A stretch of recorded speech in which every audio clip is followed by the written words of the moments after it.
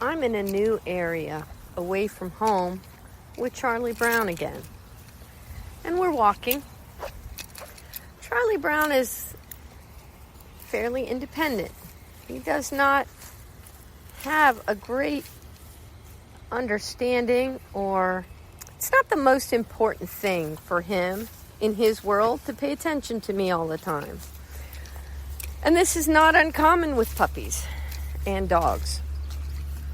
So we have to understand that getting a dog's attention isn't something they do because they have to. It's something that they do because they want to. So if we want them to pay attention to us more, we have to do more things to make them want to pay attention. We have to make that rewarding and positive in their life. So part of what I'm doing is I am going through a training period with him right now where I'm the easy payout slot machine. And what I mean by that is when he looks at me every time, when he checks in with me every time, I give him a treat. Not because I'm going to do this forever. I'm not. But I want his default when he has a question in his mind about what should I do, to be like, well, Mom's interesting. The lady's interesting.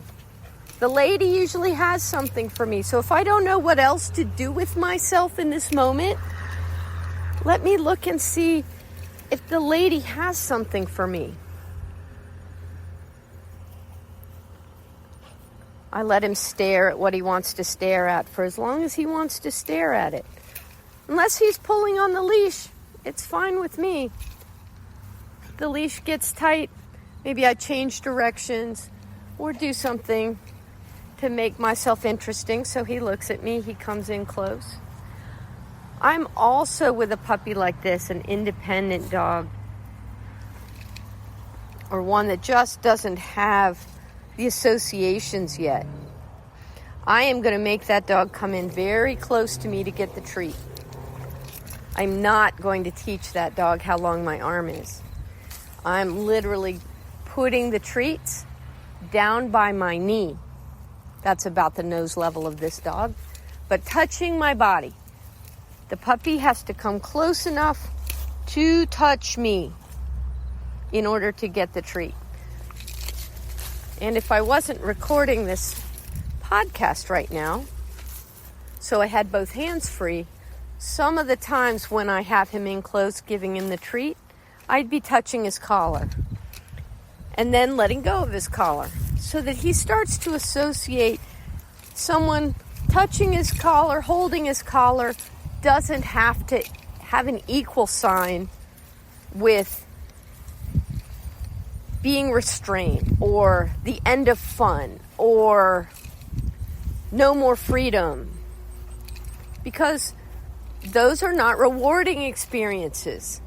Those are the kind of experiences that encourage them to play keep away with you, make it hard to catch them, make it hard to be where you want when you need them, or in an emergency to have them come close to you. They don't see the danger maybe, and all they recognize is, oh, this is that fun game where I play keep away.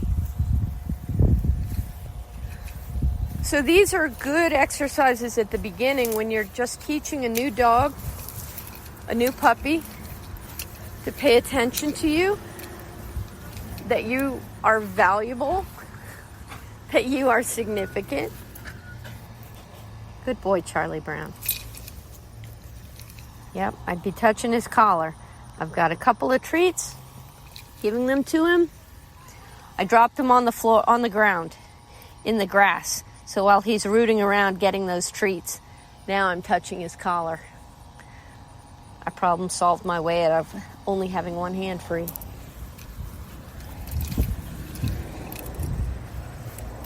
These early stages of building attention are so important.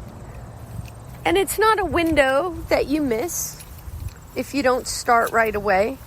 It's easiest to start with a puppy, and the younger the puppy, the easier it is to start the habit. But you can start that habit at any time.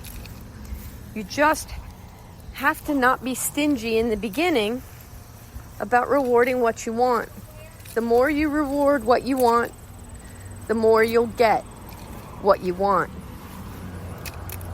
And the more the habits and the routines start to revolve around what you want, which gives you more things to say good dog about than bad dog.